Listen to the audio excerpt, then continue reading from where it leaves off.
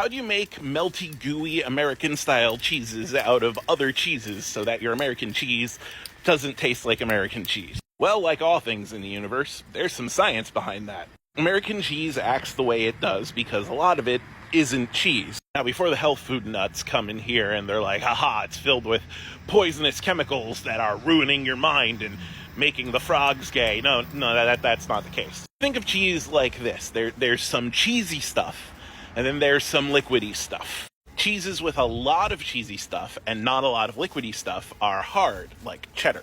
Cheeses with less cheesy stuff and more liquidy stuff are soft, like mozzarella. All American cheese is doing is adding more liquidy stuff into cheese, and that's what makes it wobbly and melty. Often this liquidy stuff is honestly just water. Sometimes it's milk. And the flavor profile of American cheese is just honestly cheese scraps. It's whatever cheese was left over. And that's usually mozzarella, provolone, cheddar, just a little bit of everything. Now, if you want to make American cheese yourself using the flavor profiles that you want, the first thing you need is, well, cheese. And you're going to have to melt that cheese. But the problem is, usually when you melt cheese, the liquidy stuff and the solid stuff get separated. Like if you just melted a pile of cheddar, you'd end up getting like a cheddary crisp and a bunch of oil. To make American cheese, you not only have to add that to more liquid, you have to make sure that that doesn't separate, that they stay together. And for that, you need an emulsifier. And the emulsifier that is most commonly used for making melty cheeses is sodium citrate. But this is way too expensive.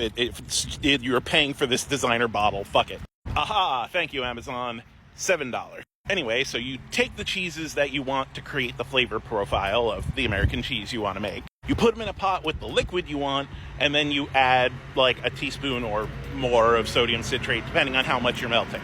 And this turns it into a melty cheese goo, a lot like fondue. You then spread that melty cheese goo on like a cookie sheet and put it in the fridge. It will solidify into one long, wobbly sheet of American-style cheese. But it will only taste like the cheeses you melted into it, and spices if you put any in.